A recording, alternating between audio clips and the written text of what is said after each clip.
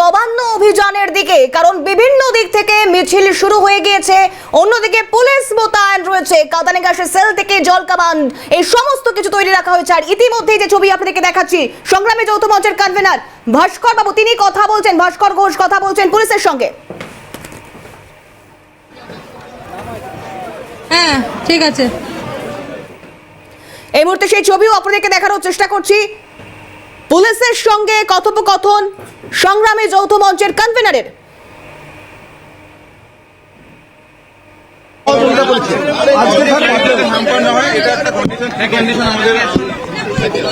আন্দোলনকারীরা রয়েছেন তারা পুলিশের সঙ্গে কথা বলছেন, ফরশোর রোডে কিন্তু তারা বসে পড়েছেন, অবস্থান বিক্ষোভ করছেন এবং তারা বলছেন কোনো রকমে তারা চক্রান্ত বা ফাঁদে পা দেবেন না।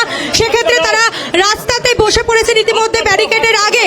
আর তাদের যে নবান্ন অভিযান, নবান্ন অভিমুখে তারা রওনা দিয়েছিলেন, ইতিমধ্যে তারা রাস্তায় বসে পড়েছেন। চাকরিহারা, চাকরিজীবী এবং চাকরি প্রার্থীরা মূলত এই নবান্ন অভিমুখে রওনা হয়েছিলেন এবং যারা রয়েছেন তাদের সঙ্গে কথা বলবে ইতিমধ্যে ভাস্কর ঘোষ। তিনি কি জানাবেন? একটা লকজাম তৈরি হয়েছে, সেটা মিটুক। আমরা মনে করছি আপনাদের অসুবিধা নেই, কিন্তু একটু পরে আমি আপনার সঙ্গে অন্য কথা বলবো। প্রতিদিনই তো এই রাজ্যের মুখ্যমন্ত্রী প্রতিদিনই আমাদেরকে মশলা মাখিয়ে শেখছেন। আছে সেই অনুসারে ব্রিফিং আপনি একটা দিন যদি আমরা ওখানে অবস্থান করি অসুবিধা কি আছে? কোনো সমস্যা নেই আমাদের।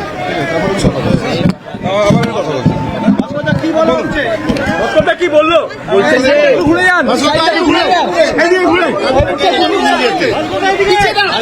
বলছি যে আমাদের কষ্ট দেখে তারা বলছেন আমাদের ছায়ায় যেতে, আমাদের ঘামে তাদের কষ্ট হচ্ছে, কর্মচারীরা ঘাস করাচ্ছে, সরকারের চোখ বন্ধ, সেই চোখ খুলতে আমরা বলা হলো যে ছায়াতে গিয়ে বসতে। এই রাজ্যের মুখ্যমন্ত্রী প্রতিদিনই এই রাজ্যের জনগণকে মশলা মাখিয়ে প্রতিদিনই রোস্ট করছেন। সুতরাং ওই ছায়া রোদ আমাদের কাছে কোনো অসুবিধা নেই, আমরা এখানেই অবস্থান করছি। নবান্ন অভিমুখে যাওয়ার জন্যই তো তৈরি। তারা বলেন যে একটু এগিয়ে যেতে পারেন, আমরা বলেছি যে আরো একটু এগিয়ে আমাদেরকে নবান্ন বাস স্ট্যান্ড পর্যন্ত যেতে দিন।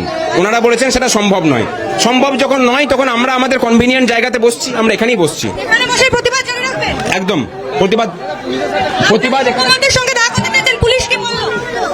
তারা বলেছেন যে তারাও সমাধানের চেষ্টা করছেন, দেখি তারা কি সমাধানের চেষ্টা করেন। একদম একদম। আর একটা কথা জানিয়ে রাখি, এই রাজ্যের মানুষের অধিকার সুরক্ষিত করার জন্য এই রাজ্যের কর্মচারী, শিক্ষকরা, চাকরি প্রার্থীরা, চাকরিহারারা নিজেদের মাথার ঘাম পায়ে ফেলতে রাজি আছেন, যেভাবে প্রতিদিন তারা ফেলেন। আমাদের কাছে রোদ, বৃষ্টি, জল কোনোটাই আমাদের পথে প্রতিবন্ধকতা সৃষ্টি করতে পারবে না। এই রাজ্যের বাঙালিদেরকে যেভাবে অবাঙালি আধিকারিকদের দিয়ে প্রতি মুহূর্তে নিষ্পেষিত করা হচ্ছে, এই লড়াইটা তার বিরুদ্ধেও। বাঙালি অস্মিতায় বাঁচানোর লড়াইও এটা। তারা বললেন যে একটু আগে হলে পরে যেতে পারেন, সেখানে নাকি ছায়া আছে। ওই ছায়ার প্রয়োজন আমাদের নেই। যদি আরো একটু আগে যেতে হয় তার থেকে বেশি ছায়া আমরা নবান্নে গেলে পরে পাবো। নবান্নের বাস স্ট্যান্ড পর্যন্ত যেতে দিক। একদম শোনেন, প্রশাসন এসির মধ্যে বসে থেকে তার কর্মচারীদের রাস্তায় বসাবেন, সেখানে ছায়ার বদান্যতা আমরা চাই না।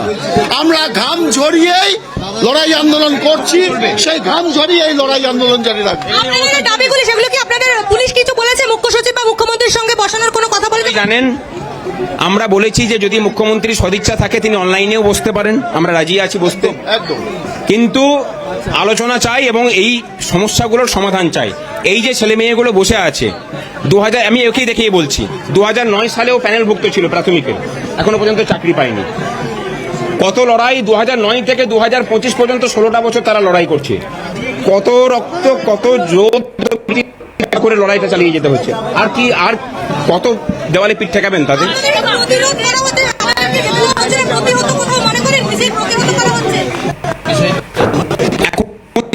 সেটা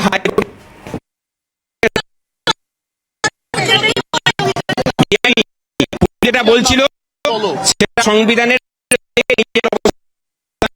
এই রাজ্যের মুখ্যমন্ত্রী তাদেরকে এমন একটা শক্তি দিয়েছেন, এই রাজ্যটাতে তোমরা বাবা থাকো, বাঙালিদেরকে নিষ্পেষিত করো, তোমাদের জন্য আলাদা সংবিধান আমি মানে ভরে রেখেছি আমার ব্যাগে, রাইট পাউচ মানে পার্স আছে সেখানে ভরা আছে। সেই সংবিধানের জোরে ওনারা বলছেন যে আপনারা এটা বেআইনি। কোর্টে জটিলতা মেটানোর জন্যই আমরা এসেছি। যতক্ষণ না পর্যন্ত জটিলতা মিটবে ততক্ষণ পর্যন্ত আমরা বসে থাকবো। মুখ্যমন্ত্রী আসুন না, বল। ওই মুখে কি আপনারা যাবেন না? অবশ্যই যাব। আমরা এখানে পুলিশ প্রশাসন কি করছে আমরা দেখি। আমরা তো আইন মেনেই কাজ করছি, এখনো পর্যন্ত আইন ভাঙিনি। বলেছে জমায়েত নিষিদ্ধ, বৈধ নয়, হাইকোর্ট মানা করেছে, তো সেক্ষেত্রে আপনারা কি বলবেন? হাইকোর্টের অর্ডারে এটা লেখা নেই যে এটা জমায়েত অবৈধ। হাইকোর্ট বলে দিয়েছে পুলিশের মতো ব্যবস্থা নিতে পারে। আমরা আমাদের মতো কর্মসূচি করতে পারি কি না পারি সেটা হাইকোর্ট স্পষ্ট করে বলেনি যে নবান্নে যাওয়া যাবে না বা অবস্থান করা যাবে না। আপনারা বলছিলেন ষড়যন্ত্র করা হচ্ছে, ষড়যন্ত্রের ফাঁদে আপনারা পা দেবেন না, কি ষড়যন্ত্র? ষড়যন্ত্র এখানে তো পরিষ্কার যে পুলিশ যে একবারে এগিয়ে যেতে রেশমি, বলছে প্রত্যেকটা ওখানে পরিস্থিতির দিকে নজর থাকবে। রেশমি, পরিস্থিতির দিকে নজর রাখো। ধন্যবাদ রেশমি।